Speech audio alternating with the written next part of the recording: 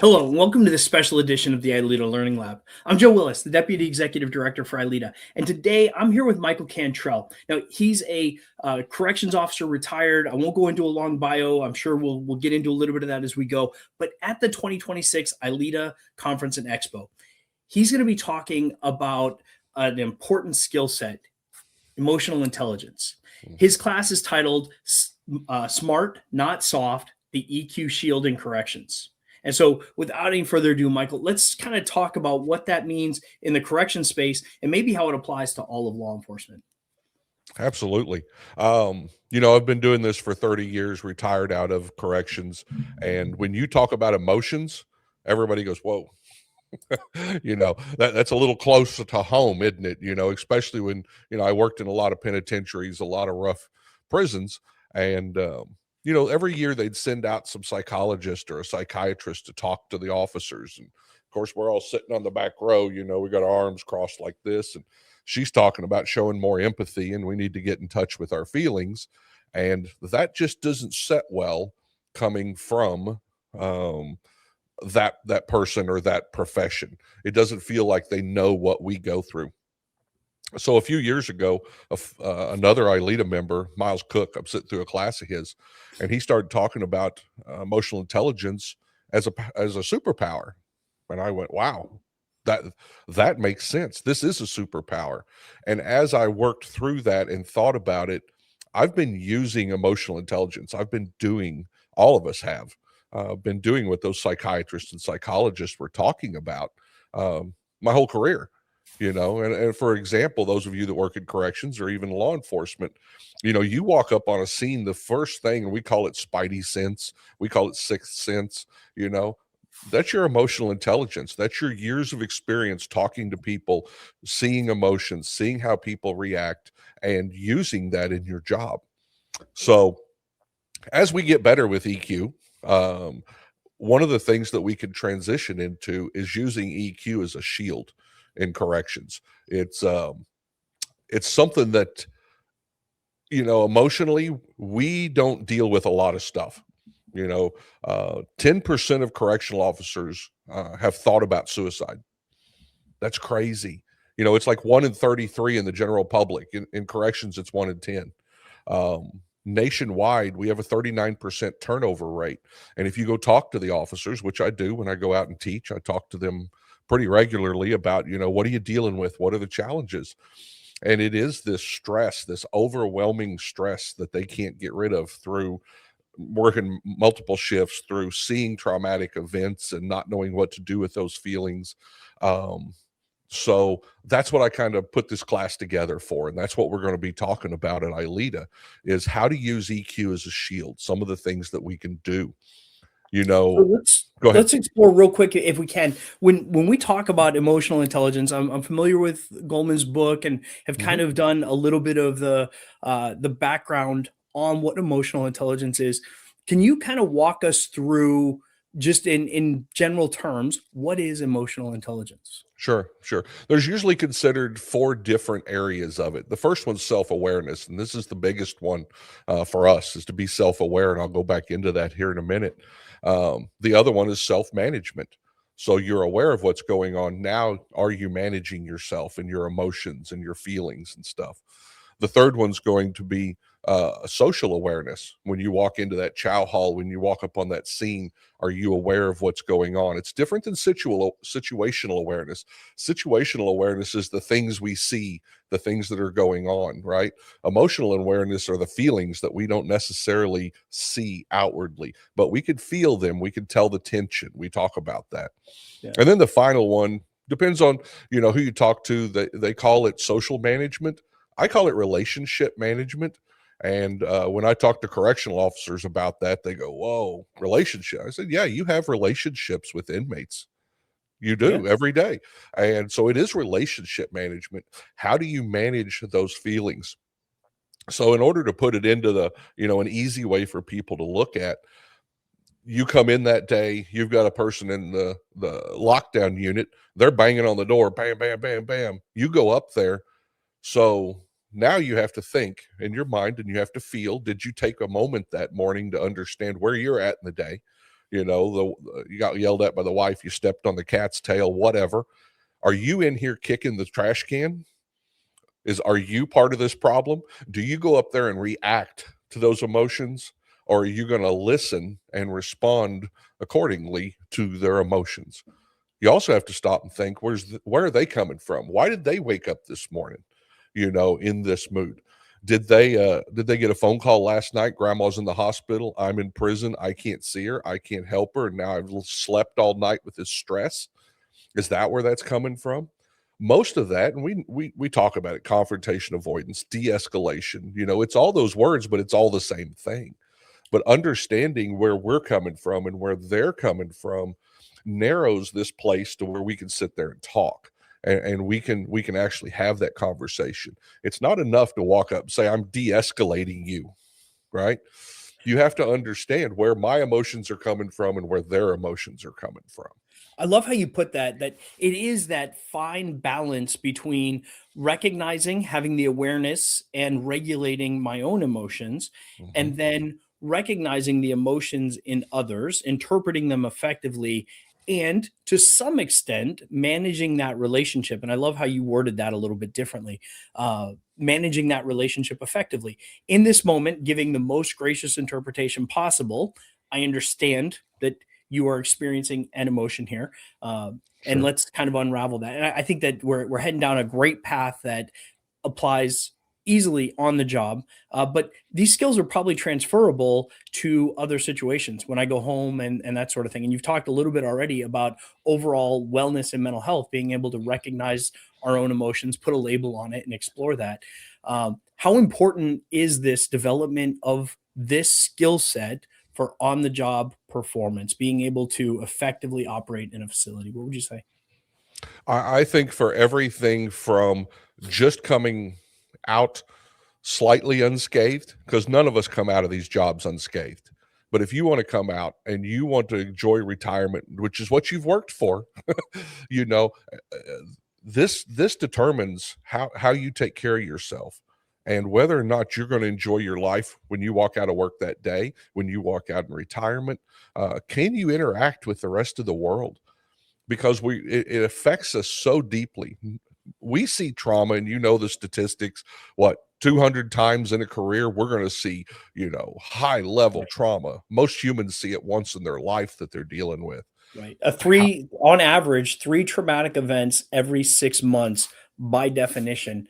The general public has no concept of what that could be. But I mean, just walk down the tier in any facility, or spend a night on any busy road shift patrol, and inevitably you're going to see things that the general public just can't even imagine.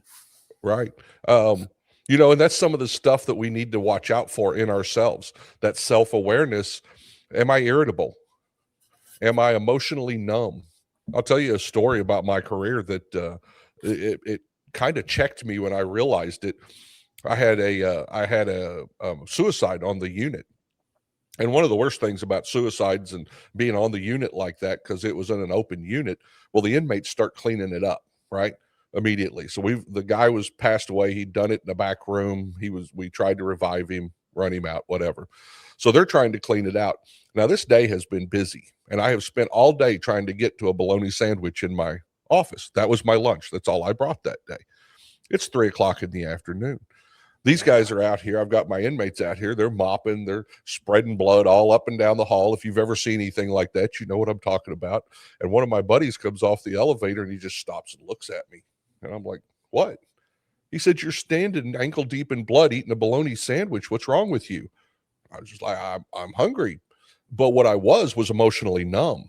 I had gotten to this point to where the things that you should be thinking about should be affecting you don't affect you anymore. And those are warning signs. Those are signs that something needs to change in your life, that you need to better manage your emotions, which is what, part of this class is about. Some of the things that you can do. You want me to go into that yet? Let's do that. And then I am going to make a note, and I want to circle back to something you just said, but let's talk about your class. What are you going to cover in the class?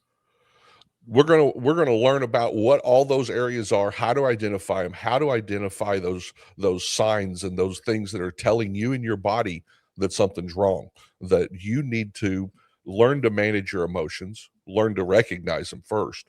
And then we're going to go into, I'm going to let them walk out of there with notes of some things they can actually do. um, pre-shift preparation. It's not enough to just walk into shift with a nice uniform. You got to walk into shift with a mind ready for that shift. How do you do that? You take a couple of minutes. You think about where you're at in the day. What have you been triggered? Right? And we use triggered in a weird way these days. I'm an emotionally triggered. That's not what I'm talking about. Has something happened that has caused you to have this emotion? And we feel it. We walk around with it right here, but we push it down, right? So where am I at that day? And there are, stress inoculation techniques that you can do first thing in the morning. If you're feeling stressed, people are, we're getting into these ice baths. Go take a super cold shower. That will start off your day wonderfully. It drops your stress levels, gets rid of some cortisol, and you're better off starting when you walk in that day. You're going to be better off able to handle whatever is getting thrown at you. And corrections and police department, it may be the first 5 minutes of a shift. You may not get to pick up the cup of coffee, right? So you have to be ready when you go through the door. During the shift, some of the things we do are using the social awareness as a mental health gauge. How are the people around me doing? If you're a supervisor, if you have peers, are you paying attention to them or are you ignoring them? In order to ignore our own feelings, sometimes we ignore everybody else's. We can't do that in our job. We're all there together and we're the ones that back each other up. So take that time to look around and say, where is everybody today? And if they're not in a good space, why not? Is there something I could do? Have I caused it? Because I use the analogy of kicking the trash can, and I saw that in my career. I'd come into the captain's office when I was a captain. I'd be pissed. I'd kick the trash can, and my lieutenants would scatter and they'd run to the housing units. And then they'd kick the trash can in the housing unit and the officer would scatter and they'd go mess with the inmates. And before the end of the shift, I've got a couple of fights. And you know whose fault it was? Mine. Because I walked in kicking a trash can today. And are we aware that we have that effect and that we do that? And and then decompression. That's one of the things. We all want to run home. I understand that. Get in the car, get away from that place. But I would, after 30 years of doing this, and you can talk to my wife and kids, they'll agree. After 30 years of doing this, the best thing you can do is stop, sit in the car somewhere, and take a moment to do a little bit of meditation or just slow breathing. Better yet, go to the park, walk one lap. The cortisol levels that drop and how fast they drop from being outdoors has been proven in research over and over and over again. Just a few minutes, 10, 15 minutes indoors can drop your cortisol levels by half that your body's producing. Do that before you walk through the door. Your family deserves it. You deserve it. You're going to have a better evening. So that's some of the stuff I want to talk to them about. And that's some of the stuff I want to bring to the table for this class. Awesome. And man, this is going to be such a great class. I think it's one of those things where we have to operationalize and normalize these incredibly important concepts. Emotional intelligence and our ability to be aware and self-regulate isn't something that is abstract that only scientists and researchers are working on. I mean, this is something that works in every industry. And like you already said, we've already kind of started to train for it. Now the question becomes, how do we effectively talk about it and get better at it? Like, after a career, your ability to read a scene or read the chow hall, as you put it, it's ingrained in you. But what is it that we're seeing, and how do we pass that from one generation to the next? Guys like yourself who are doing this work kind of help translate that. And it's not some big fluffy cloud concept where some soft. It's smart, not soft. I think Right. that is a really good way of wording it, because I'll be honest with you, brother. And one of my favorite books is Steve Magnus' Do Hard Things. We are getting emotional literacy and emotional awareness and regulation wrong in a lot of the ways we approach training. It's not a soft skill. Right. You probably allude to it in the work you're doing. It's one of the hardest things we'll do, but if it's hard, it's probably worth doing. So let's visit for just a second. You mentioned Sure. something earlier about standing in the blood and having that reaction and eating the sandwich. Is it when we have what might be considered by some an abnormal reaction to an emotional experience, is it okay? Is it the right answer sometimes to have what might be considered to be an abnormal reaction, but then go back and explore what that is and what caused that? Where are we at in our journey on this? Can you talk a little bit about that? Sure. And it's something I talk about in the class. We get in this, everything's rush, rush, rush. And yes, I understand a lot of these are emergency situations. But when you get that moment, and we have to do this during shift, I don't care if things are cleaned up, you say, I gotta go to the bathroom. Stay in the bathroom for 3 or 4 minutes, breathe, stop, process. That's the number one thing. You need to start processing at that moment, because if you wait till next day, or if you wait for a month to process what you saw, it's going to come back and get you from a different direction. You need to do it at that moment and start saying, this is what I saw. It's okay. I'm hurt. I feel bad. Now I'm not gonna tell you that cops and correctional officers are going to drop down and cry, but it's okay if we do. But that's usually not the way we deal with it. But we do have to process it. We do have to admit what we saw. That was traumatic. You can say that to yourself. Most people don't ever see that. I just saw something most people don't ever see. I should feel this way. And Yeah, just take that moment not during, but just after the event. And I think that's one of the biggest things we can do, is just take that moment to process and admit and allow the feelings and emotions that you have at that moment. And that's not necessarily something everybody has to do with somebody else. Some will, you know, sure. but at least do it with yourself. So That's let's talk about self-management. that just briefly here, because I'm a huge fan of the concept of the feelings wheel, Mm, right? And I think that, thanks to the movie Inside Out that many people have seen because of their kids and, caught little clips of, people have become familiar with those core emotions, right? mhm. The anger, the sadness, the disgust, that sort of, the core emotions. But those don't manifest in that core. They often, become these things that are a little more difficult to articulate around the outer edge of the ring: insecure, overwhelmed, uh, fearful, these sorts of things. How Confused. important? Oh, go say again. Confused. Confused. Yeah, That's what I deal with a lot. Yeah. yes. And so let's talk briefly about: is it important for professionals in our space to become a little bit more literate, to develop an emotional vocabulary? Talk to me about that. I'm not even going to just say a little more literate for themselves. That works great for us. That's a lot of what this class is, self-awareness. But we need to be aware for everybody else. You can't lead your troops. You can't lead your officers if you can't lead yourself. We talk about that in every other way. Emotions is another one. If you're not self-aware, if you can't self-manage your emotions, how are you going to teach these others to do it? And I think, and I don't mean anything, don't get me wrong about the new generation thing. I don't believe in all that. I go out every week and I teach, and I see great people coming into these professions. But they do have a different way of looking at the life, and some of that's better. We talk about that work life, balance that they want. There's nothing wrong with that. I wish I'd have done more of that. My family wishes I'd Right. have done more of that, right? Right. So they're on the right track. But I think also they have never learned from the old World War II guys who taught us to stuff it down as fathers and grandfathers. They didn't learn any of that, what to do with their emotions when they do come up. Yeah. We didn't do the right thing. I'm not saying I did the right thing with it. I just stuffed it down. But we've got to be there to show them that it's okay to take that moment to reflect, to understand, to think about what you're feeling. That's not a bad thing. It's smart. It's not soft. I love that, man. What a great way of wording it. And I think, this is a good opportunity, because I wrote down here, I wanted to revisit with you on the emotional trigger thing.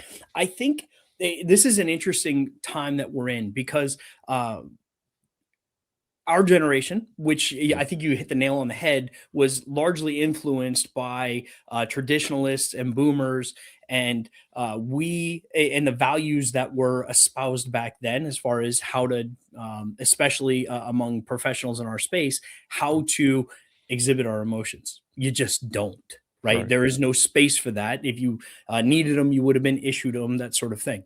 And the reality is we have them. And I think Yeah. you hit the nail on the head with the generation that is coming into our profession now has been exposed to things like the overuse of the word triggered. Let's Yeah. be honest though, it is still the same thing. It's Yes. still an emotional experience that triggers a series of chemical reactions, electrical impulses in our body that cause behaviors in different ways, whether that is, nervous system, polyvagal response, fight or flight, that sort of thing, or outward behaviors as far as how we kick trash cans. Yeah. Is it important that we find those icebergs that we bump up against and what those triggers are? And if so, kind of talk to me about how important it is to know what triggers us and to maybe get rid of some of the disparagement around that word. Yeah, absolutely. Discovering what it is, you've got to stop, take a moment, and discover what it is that is affecting you. And sometimes we get fooled. Sometimes we think it's this, and it's really what we saw over here. Um, and being able to focus on that and figure out what it is allows you to deal with the actual. I'll give you a perfect example. My father was a firefighter. And for years growing up as a teenager, when I started driving, he ran the rescue for 19 years, right? And all of a sudden I'd be coming home middle of nowhere and he'd just start screaming at me about how I was driving and don't you ever drink and drive and blah, blah, blah. And I'm just, as a kid, I'm just taken back. And this would just happen once in a while. And then one of his friends told me that, that those corresponded with dad when he was out pulling some kid out of a vehicle. And he didn't know what to do with it. So he came home and yelled at me about it. Now, if Yep. he'd understood that this is what that was, and this is what was bothering me, and was able to talk to somebody calmly about it, maybe do some exercise, maybe learn how to get rid of some of that cortisol that's built up in his system, it might not have manifested itself that way. But that happened throughout his career. Whenever something bad happened, he'd come home and yell at me or my sister. And that's what some of us do, right? Does that make Yeah. sense? 100%. Dad was a firefighter, mom was a medic. I totally get the experience. Like I was reliving some childhood memories there.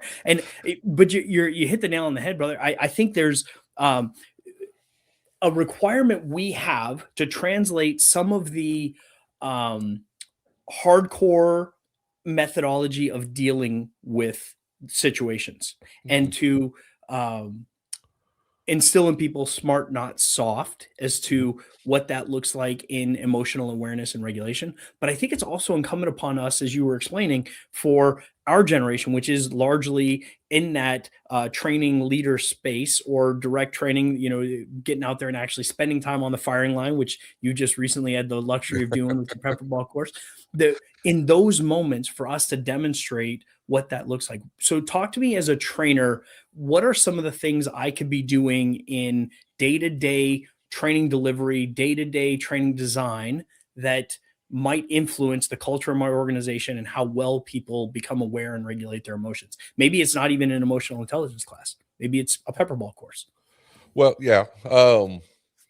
One of the early things I learned as a trainer, I would go in and try to give them the class that I thought they needed. And we can actually put emotional intelligence in this a little bit because I learned over the years, if I was developing a class or I was going to go give a class, let me go talk to the students. What's the class they need? Not what I think they need. Because a lot of times what I thought they needed and what they thought they needed were two different things. And once I started spending the time talking to my students before the class, and now I do it even as part of the class, and we all do it. We introduce, have each person introduce. But like with Pepperball, for an example, tell me how you've used Pepperball operationally is the question, along with what's your name and what's your agency. Because by the end of the class, now I've got half the class that's never touched it. I've got half the class that's SWAT members, and it helps me to teach to them, give them what they came to this class for. So that's the number one thing. Engage with what they need, not with your perception of what you think they need. And I always try to do that. I think that's my biggest teaching tip, and that I give to instructors when I teach them too. Go find out. Ask them. They'll tell you what they need. Um, yeah. Yeah, I love it, and I think that that same thing, reading the room, which you've Yep. talked about in the Chow Hall and other places, that same thing applies to us. And there are those days where you come in and you're going to do handcuffing or some other control tactics technique, and it's just there's a weight in the room. There's something Yep. happening, and I've always said I believe the thumb is the front sight post of a wellness check. Are you good, everybody? And when I make eye contact with I people in like a that. room and I'm there to talk about leadership or we're going to talk about the law, it doesn't matter. There's something happening. Be present in that moment with that person. And I think that's a big part of this, right? You're absolutely right. And I end a lot of my podcasts with this. I like to tell people, when you leave work today or when you go to work today, ask someone how they're doing and then stop, because too often we say, "How you doing?" on the way out the door, right? Yeah. How you doing? Stop and listen. It's one of the, as a leader or as a friend, as a peer, it's the biggest thing that you can do in this business for emotional intelligence, and for to give them that space just to talk for a second. And they're not going to go cry on your shoulder about what they just saw, but to be able to speak to you and say, "Man, I just saw that. That was crazy. That was wild. I haven't seen anything like that before." That tiny release between officers, between employees, sometimes makes all the difference. So when you Yeah. say how you're doing, stop and listen for a minute. I love that. We may want to revisit on that during another Okay. conversation because there's so much to that. But Yeah. you mentioned earlier, and I kind of want to close on this before I turn it back over to you for the final word about kicking the trash cans and the trickle down effect of the captain, the lieutenants, to the officers. I also believe that there are those days where the officer comes in kicking a trash can and it works in this radiating thing to the point where it gets to the captain going the other direction. So, first of all, I kind of want to check in with you. Have you had similar experiences? And how important is it that each member of the team realizes their role in the overall climate of the environment we work in? What are your Yeah. thoughts? It's everything. I talk about culture is everything inside prison. Because especially there, you're right. One person can start a riot. That's all it Yeah. takes, you know? Yeah. And you see the TV and stuff, and they talk about this officer, did this, and we kind of get this bad rap. But correctional officers don't want people inside who aren't emotionally intelligent, who aren't emotionally aware. If the only way you know how to fix something is to go hit it head on, you're going to cause big problems someday. Maybe not that day, but you're going to someday. And we learn to avoid those people. We learn to push them off to the side because they are such trouble where we're at. Law enforcement's the same way. If your partner in that car is one of those that stirs it up every domestic you walk on and he's yelling at somebody, you're never going to fix the problem or be able to deal with it. Everything that we deal with in corrections and in law enforcement, every incident is emotional, and I think people forget that. Yeah. It's either emotional on my side, it's emotional on their side, it's emotional to the bystanders, but there's emotion all over the place. That's where that relationship management and that emotional management and awareness comes to. Um, if you don't walk up to it understanding that that inmate is emotional, and I know it's a piece of chicken that's smaller than the piece of chicken on the other guy's tray, to you that seems like nothing. But when you only own 36 things in the world right now, that's huge and that's emotional, and you have to take it from that perspective. Yeah. Yep. I love it, man. So, unfortunately, we're going to run out of time, but I do want to, um, before we close out, you've written a book recently, and I I want did. you to talk briefly, if you would, about that. I know, and everybody knows when you're in the classroom in ILEETA, you talk about the content of the book and what it is and what you've learned. We do have the authors event where I think you're going to be at, right? Yeah, Yes. awesome. And you're going to get a chance to meet people as the Yeah. author. But in the classroom, a lot of this stuff's going to come out. So talk to me about the book real quick. Yeah, the book actually came from what I told you, where I heard that superpower of emotional intelligence, and I thought that's a power skill. That's something that people can relate to in our profession. They're not going to relate to empathy, 101. That's not where our brain's at. And so I talked to a few wardens also, and I said, what would you put in here? What do you need? What do you see? And they all told me, it surprised me, that they thought I should put social skills in there too. A lot of the staff that are coming in very digital, very phone oriented. So when it comes just walking up to somebody and having a conversation, they're not ready to do that. So it's full of tips and tricks about emotional intelligence, how to start a conversation. I'll give you a quick tip. I believe I use Ford, Ford. When I'm going to talk to somebody for the first time and I don't know how to start the conversation, talk about Ford. Family, occupation, recreation, or dreams. They will always talk to you about those four things. That's what people love to talk about. So it's just tips and tricks like that that you can take back. And that works with inmates, it works with suspects in domestic violence, it works with each other.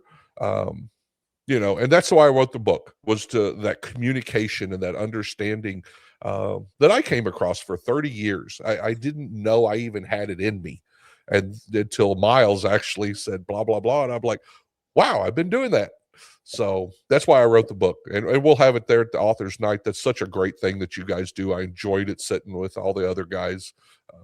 It was Yeah. wonderful. I love it, what it's become and what it will continue to be. All right. So as we close out, Mhm. any last words to the audience that might see this video, whether they are coming to the conference, they're on the fence, or unfortunately they're just not going to make it this year?